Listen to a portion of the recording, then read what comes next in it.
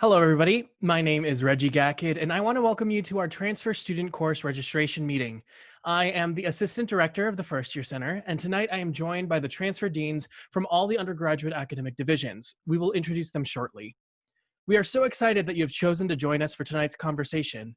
Some information before we get started. First, we want to make sure that you know how to submit questions during this panel. You can ask questions one of two ways. You'll notice that you have been given the ability to ask questions via the chat feature. You can send questions to my colleague named First Year Center in the chat for the purposes of this conversation throughout the panel, and we'll ask these questions on your behalf. Additionally, you can also virtually raise your hand and ask your question after we call on you. We will address questions after hearing from our panelists. Let's make sure you know how to use the chat feature. Send the First Year Center the city or location that you're tuning in from, and we'll name a few of these on air. While you do that, please make sure to update your name in Zoom to your preferred name or the name you'd like me to call you. You can do so by clicking on the three dots in the top right corner of your camera panel and clicking Rename. This will help us identify who's in the space and address you by the appropriate name. Third, this meeting is being recorded live. Next week, we will share this recorded video via email with you and your peers, and we'll make sure that there's also a link in the Transfer Slack community as well. Lastly, in a moment, we will hear from our panelists about the course registration process and academic support resources for transfer students in each of the academic schools. If something our panelist says sparks a question, don't forget to send us your question using the chat feature or by virtually raising your hand. After hearing from our panelists, we will move into the Q&A portion of the evening. Before passing things along to our panelists, I want to share some of the places that you're all joining us from. We have students tuning in from Seoul, South Korea, Atlanta, Georgia, San Jose, California, among some other places. Now, since I know you all want to hear from our transfer deans, I'm going to ask each of them to introduce themselves, beginning with Dean Warren Davis. Warren, it appears that you might be on mute still. Thank you. Sorry. I'm Warren Davis. I'm Assistant Dean with the College of Arts and Sciences, and I've been working with transfer students for over 2 decades. Great, thank you. From the Olin Business School, we have Dean Lanna Skadden. Hi, I'm Lanna Skadden. I'm Assistant Dean in the Olin School of Business, and I've been working with transfer students maybe even longer than Warren. Thank you. With Sam Fox School of Design and Visual Art, we have Dean Georgia Binnington. Hi, I'm Georgia Binnington. I'm the Associate Dean of Students for the Sam Fox School, and that here means art and architecture. And I'm not going to try to top the number of years, although quite a few. Last but not least, we have from the McKelvey School of Engineering, Dean Melanie Osborn. Hi, my name is Melanie Osborn. I'm a Senior Assistant Dean in McKelvey Engineering, and I have been working with transfer students a long time. In fact, Warren first allowed me to work with transfer students years ago, and like Georgia, I won't say how many years ago. Thank you all. We will now let each transfer dean spend a couple of moments sharing an overview of their course registration process for their respective academic division, after which we will open the space to questions before moving on to the academic resource section of the evening. Dean Davis, would you like to start? Absolutely. In early June, we sent advisor assignments to all of our incoming transfer students. I wrote to most of you, if not all of you, a couple of days ago, asking if you haven't received your advisor assignment to please get in touch with me, and a couple of students already have. From there, you will have, like I said, you'll have a 4-year advisor. That's a misnomer for transfer students, but that's the term we use. You'll confer with that individual soonish. Some of you already have, and at which point you'll be set to register for fall classes. Great, thank you. Dean Skadden? I serve as the academic advisor for all the Olin external transfers. I have sent information to each of you, including an assessment of how your courses will transfer, your degree audit, and the PDF with the requirements. And We are working towards having Zoom meetings. Some of you I've already met with and we have completed your registration. Some of you I've met with and we're having additional meetings. And there's a few that still haven't scheduled their appointments. So I would encourage anyone who hasn't done that to do that very soon. We're trying to target registration being completed by July 9th. Although I always talk about the registration process, it's like we are being an artist and we're painting a picture, and it's a journey to get to the end of the project. So the sooner we can have those conversations, the better. Thank you. Dean Binnington? Yes, I have spoken with some of you. I'm the transfer advisor for everyone in art and architecture. I've spoken with some of you throughout the process, and I think almost all of you have online credits transferred in. There are a couple that we're still consulting about. And for some of you, I don't have your final transcripts, so I don't have grades for the spring semester, which will be helpful when I want to transfer those credits in. You will be registering yourself once we have established what it is you want to take and need to take, and that's usually through email, phone calls, or Zoom discussions. So emailing me and getting a connection to Zoom with me is probably the next best thing to do so that we can get you set up if you have questions or if you need to register. Great, thank you. Dean Osborn? Well, the process for engineering is very similar. I've talked with some of you. Some of you I haven't spoken with yet. We're waiting for everyone's spring 2020 transcript that really helps us help you plan your class schedule. I have emailed everyone more than once with information about registration as well as resources. Please set up a Zoom meeting with me if you have any questions. I'm also happy to answer by email. Once we have chatted in some way, I can authorize you to register and you can begin that process right away. Great, thank you all for sharing that information.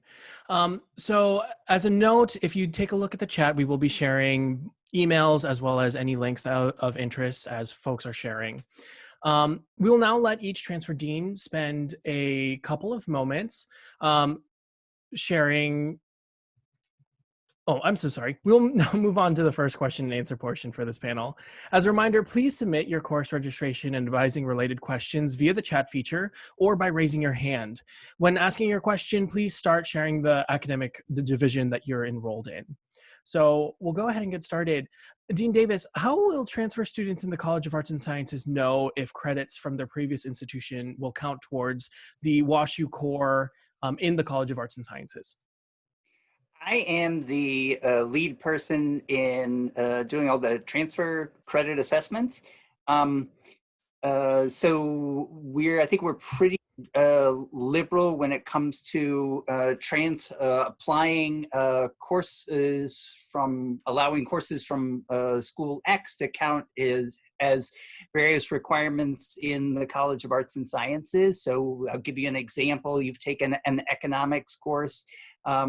Elsewhere, we would bring that in as a social science, for instance, and we initially post that on your record. So if you go to other credits, you can see where that you've received 3 units of social science credit, as an example. Your advisor, your four-year advisor, also can help you locate that. Later on, when we have your final transcripts, and let me echo what Georgia mentioned a minute ago. There are a number of you for whom we don't yet have final transcripts. So that once we do, we can log all those post all those credits as well. When we have your final transcript, we'll produce a Planet plan, and Planet is a software tool that allows you, the student, as well as your four-year advisor, to track your progress as far as our general degree requirements are concerned. Great, thank you. This next question was submitted and is a general question. So the student writes, I know all first-year students register within the same couple-day, 3-day window later this summer. Is this the same for transfer students, or does the registration date for transfer students differ based on which academic school they are enrolled in?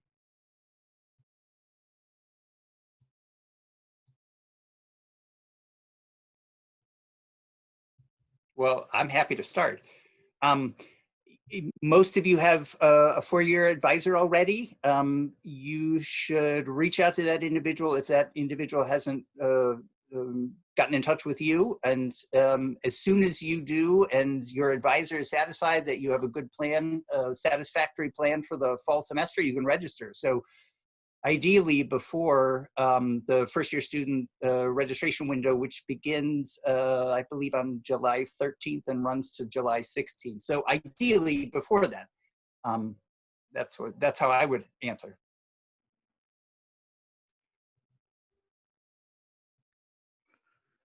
Great, thank you.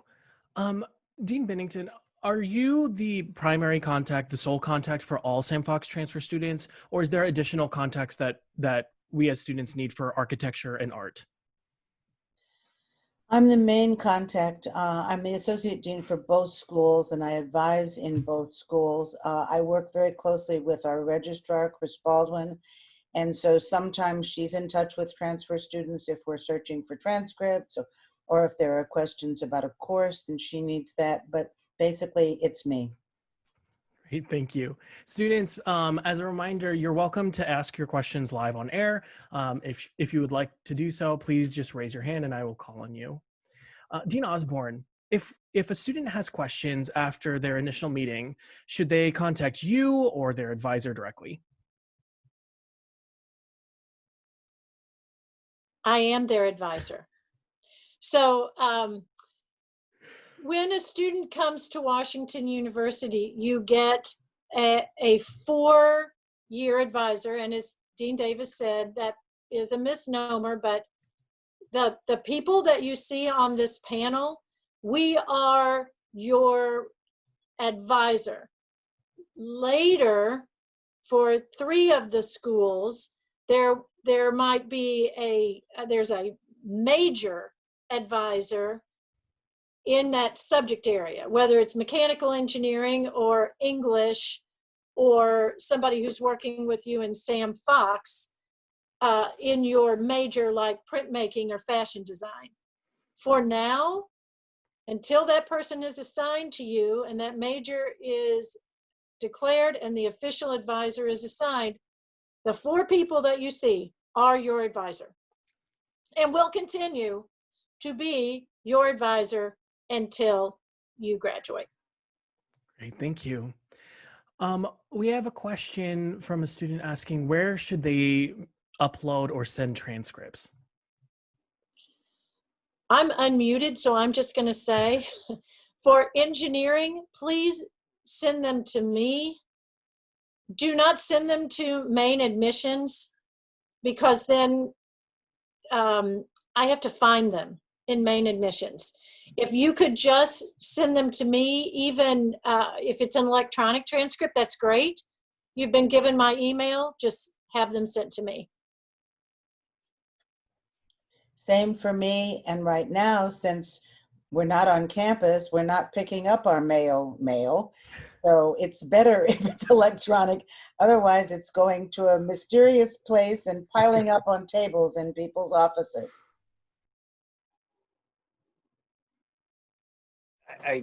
It's fine to send me electronic transcript. I know admissions tracks those, so if we receive one, then we'll obviously let admissions know that we've gotten it. I would say for Olin, if you've already sent in your transcript to the admissions office, I will search for them. If you haven't made the order, you can send them directly to me, and then I will notify the admissions office that we've been receipt of them. But either way, depending on where you are in the process, just make sure you send them. Great, thank you. We have a student asking, should students wait until their advising appointments to begin creating a potential fall schedule, or should they go ahead and start that process now? And I know that that looks different depending on which division. I mean, if you want to start working on a registration worksheet, you should have received like what do I want to say, a Canvas course information, and yeah. So if you want to start a registration worksheet and then reach out to your advisor and then register, that's great.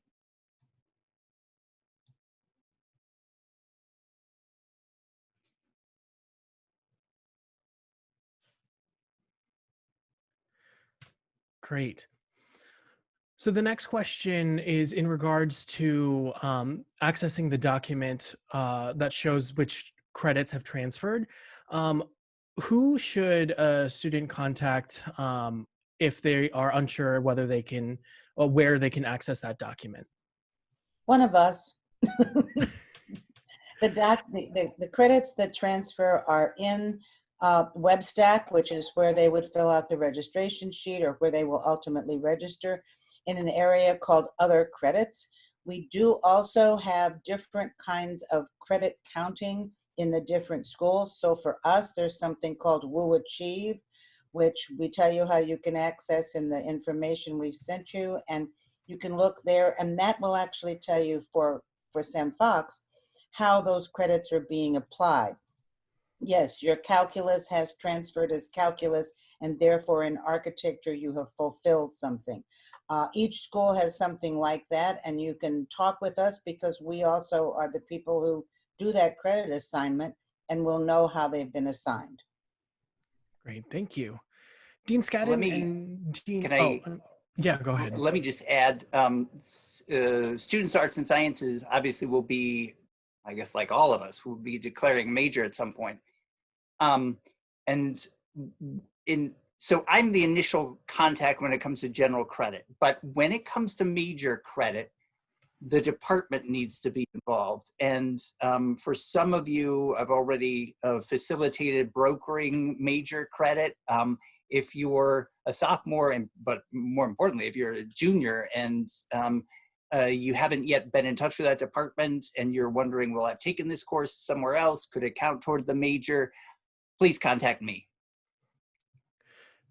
Dean Skadden and Dean Osborn, could you clarify which academic school is a student's main division for students enrolled in joint programs? For example, the student says, a lot of staff at WashU ask which academic division I'm enrolled in, but I am enrolled in 2 divisions. Does one take preference?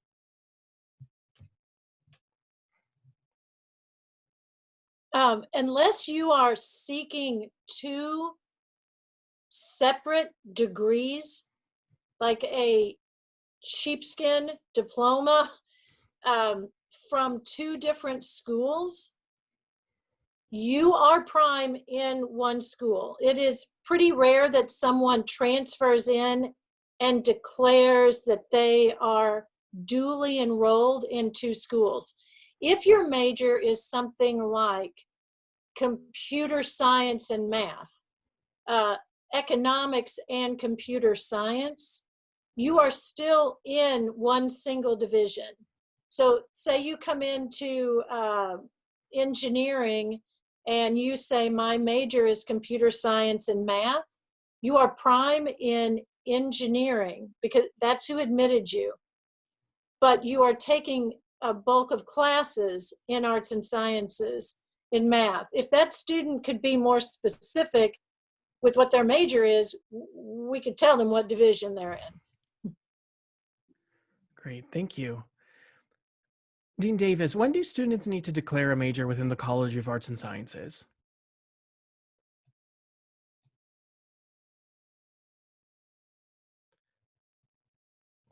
Thanks for the tip, Georgia.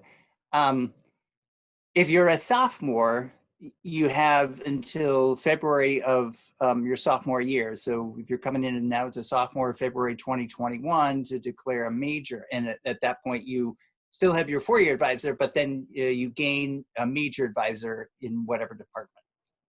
if you're a junior, you should declare, I would say now, or certainly, you know, at the start of the semester, because you need to start working with a major advisor as well, and get connected with your major department. Dean Binnington, can you explain how studios work for transfer students? Do these look, the physical spaces, do they look a little bit different for transfers? Studios are the same for everybody. If you're coming in as a junior in art, you will receive a studio space that will be yours to put your things in and you'll work from, and you will be either in communication design, fashion, or studio art, and you have a space in one of those areas. If you are coming in as a second year, you will be taking classes in studios, but you will move around from one to the other. For those students coming into architecture, I don't think we have any architects with us, but we might later. So those students coming into architecture, an architecture student receives a space at the beginning of each year, and that space is their studio space for that year. And we're working very hard now to redo things in our studios for social distancing. So everyone will be in studios and will be making things, but it may look a little bit different than it has in the past. Not that you've seen it in the past, unless you visited. Thank you. Dean Osborn, we have quite a few questions asking about labs. Would you be able to speak on how lab work for engineering students works? Do students get opportunities to do tours of the labs, and is there support in finding research opportunities? Yes, in the normal world. Honestly, in anything at Washington University is going to be, like Georgia mentioned, for labs and studios, which is, you know, labs and studios are essentially the same thing.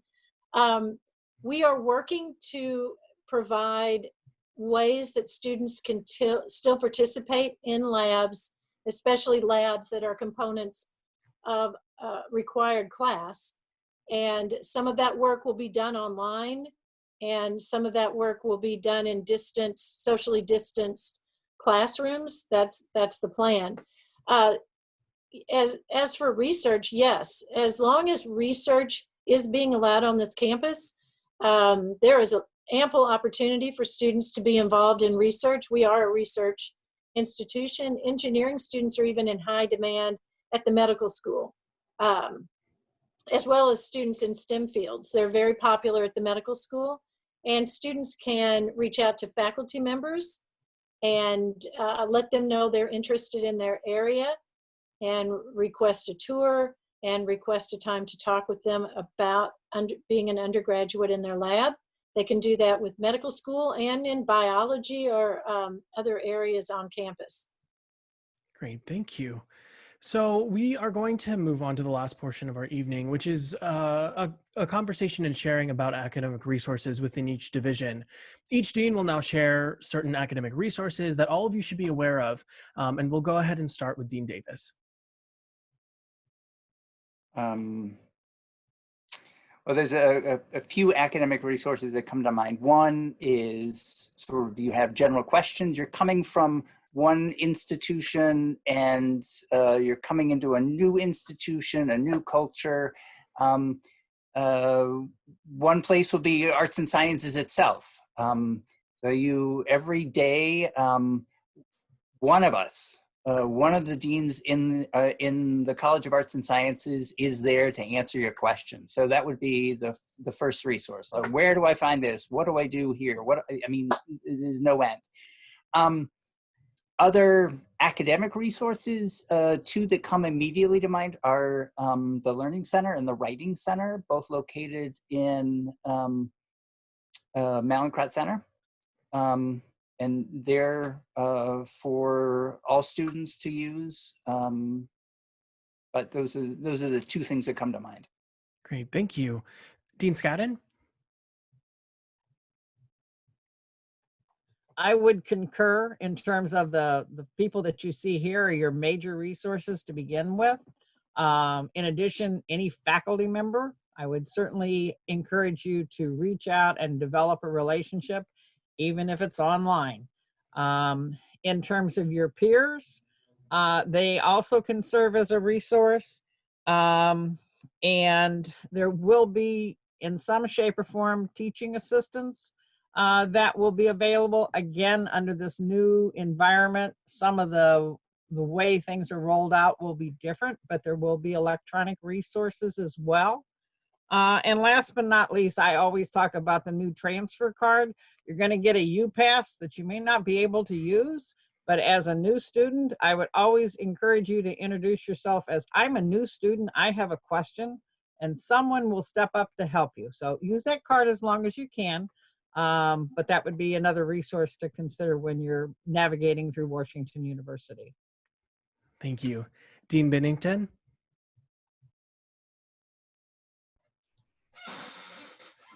Most of the things you've already heard, certainly the Writing Center and the Learning Center. Sam Fox School has within it the two smallest schools on campus. Architecture is the very smallest, and studios are always small, usually 12 to 15 people in a studio. And so that faculty member is someone that you will work with for 3 or 4 hours, a couple of times a week, and you'll get to know those people quite well. And those are people that will be guides for you for future courses, for the possibilities of where you might go to graduate school. But we also have an amazing career program here at Washington U. We have a career office in the Danforth University Center. And for us in Sam Fox, we have our career guidance people right in the building with us. And they actually participate in some of our classes, assisting students with writing artist statements and resumes and helping them think about internships and residencies. So the career office is right there in the building, and whenever you can, you will be meeting with those people. The other two things that are a part of the Sam Fox School that are important resources for you are the library. The library for art, architecture, and art history, which is actually part of the College of Arts and Sciences, but lives down there on the east end of campus with us. The library is amazing, and the librarians are extraordinarily helpful if you're doing research. If someone mentions an artist or an architect and you want to learn more about them, and you will take architectural history and art history. So that library is very special. And that library is in the museum building. Sam Fox School is 2 schools and a museum. And that museum is a great resource. It is not currently open to the public, but they are reaching out in all kinds of ways online right now, and actually having more visitors online for their gallery talks than they ever have in the building for gallery talks. So the outreach is great. And that's a place to go and learn more about art, architecture. It's a place that's used as a resource and a research opportunity for our students all the time. And if you just have a question about anything, you probably need to talk to me. Great, thank you. Dean Osborn? I'm going to echo the things that they said. Engineering, like Sam Fox has designated career individuals from the career, ours are from the Career Center, but they are specifically for engineering students.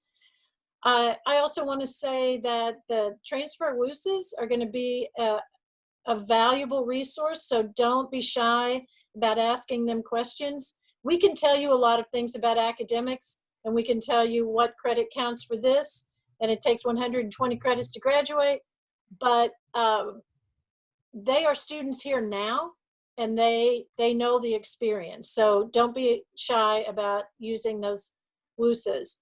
In engineering, we have our own tutor program. The tutoring program is students that we hire who have made A's and B's in engineering classes, and those students will tutor engineering students.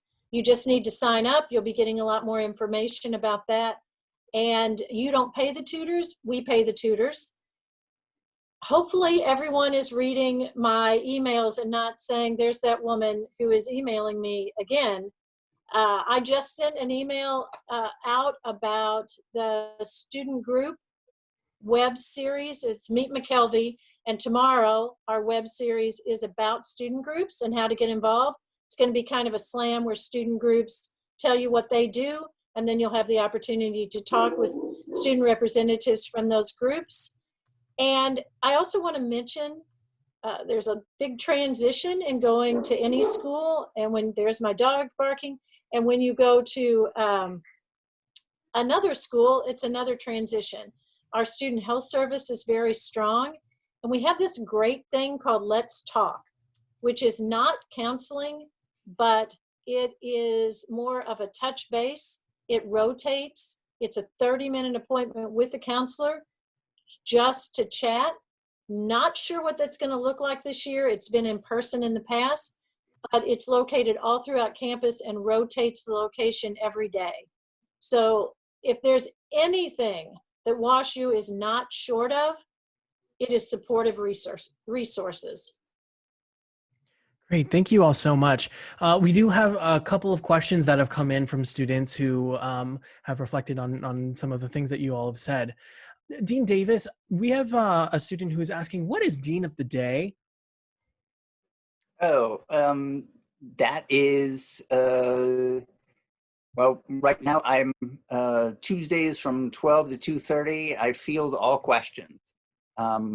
There's somebody, there's a colleague who meets with students in the morning, and then two of us meet with students in the afternoon, and that's the whole week. So there's always somebody, so to say, on call in the arts and sciences to answer your typically academic questions, but not necessarily. I mean, you may just want to know, well, where do I go for this or that? And, if we usually will know, but if not, then we'll know whom to ask and whom to direct you toward.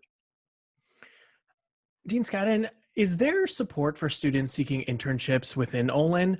For example, the student says that they heard that there's a career center specific for Olin students.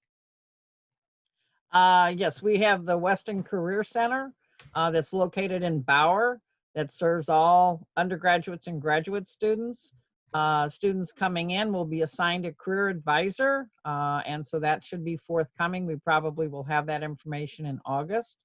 So students can work with that career advisor in terms of looking at what the opportunities are for internships. It's certainly something that we encourage students to do. Typically, it is during the summer rather than during the academic semester. We do have a couple of study abroad programs that have an international internship component in their studies, and that's typically done in the fall or spring of their junior year, depending. But yes, internships are available and highly encouraged to do. Thank you.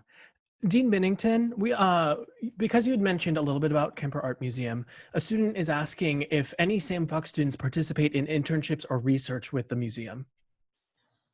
Yes, our students can participate in many ways at the museum. There are positions there where they can actually be guides, but we also have the Greenberg Fellowship, which is a fellowship offered to several students to curate, plan, borrow, and mount an exhibition and do everything that has to do with that exhibition in the museum. And there's usually maybe an art history student, maybe an art student, a combination, sometimes an architecture student.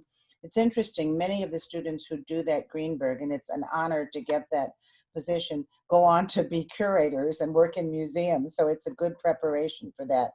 But there's lots of research, both for architects and artists in many places in this museum. The St. Louis Art Museum, which is right up the hill in Forest Park, offers internships for students, and so do several of the galleries here in St. Louis, and some architectural firms for architects. So we'll really work with you on that, and there are a lot of opportunities for research and internships. Thanks for asking. Thank you. Dean Osborn, you had mentioned a little bit about the tutoring sessions earlier. How do students hear more about or engage more with that program? If you're really interested in watching tutoring resources be explained, if you go into Canvas, the links that I had sent you, you can watch the recorded video when the tutoring sessions were explained. If you go to the Engineering Undergraduate Student Services website in McKelvey, there's a link to the tutoring program. And you can also contact me, and I can put you in direct contact with one of the deans in our office who runs the tutoring program. Great, thank you. Dean Davis, we have a couple of arts and sciences students asking about pre-professional, so pre-health and pre-law programs. Are there specific resources for them to access in regards to pre-health and pre-law, and how would they go about doing that? There is a whole pre-health team. You should, I guess I would say if you're pre-health, let me know and I'll put you in touch with one of the pre-health advisors. If you, incoming sophomore in the sophomore year will make an advising assignment. Likewise with pre-law, we have a pre-law team, and all this information is on the Arts and Sciences website. Great, thank you. Dean Skadden, do transfer students get assigned to an Olin peer advisor? We have a student who says that they know that first-year Olin students get matched with an OPA, so they were wondering. I actually need to double check on the status of that. In the years past, there has been. I have to double check and see with the coordinator. And if that person would send me an email, I'll make sure that I find that out for them.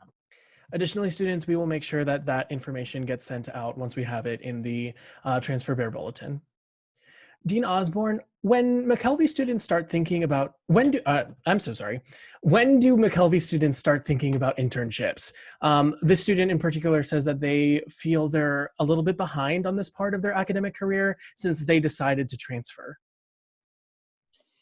It's pretty rare that a student after first year gets an engineering internship. Sometimes they might know someone in their a family friend and they work in an engineering industry, but they're not really getting an engineering internship. For computer science students, maybe after sophomore year, the big internship summer is after junior year, when you really have enough engineering background to perform in that internship. Some students do get internships after sophomore year. The Career Center, any student can access the Washington University Career Center, and they can specifically target engineering, and they will be matched with probably Jennifer Finney right now. She's our main engineering contact. Great, thank you so much. Panelists, the information that you've provided this evening was extremely helpful. I'm confident that our new transfer students have learned a lot from your presentations. Students, we hope you were able to learn some valuable information this evening. Some information, your WUSAs will be reaching out to you starting tomorrow, this week. And in addition, we encourage you to join the Transfer Slack community, where there are some great resources and conversation with fellow transfer students, as well as some student leaders. Please stay tuned for our next transfer-specific webinar, a conversation about Bare Beginnings and housing, occurring on Tuesday, July 13th. You'll be able to register for this webinar via the Bear Bulletin Transfer Student Newsletter or in the Transfer Community Slack next week. We'll see you then.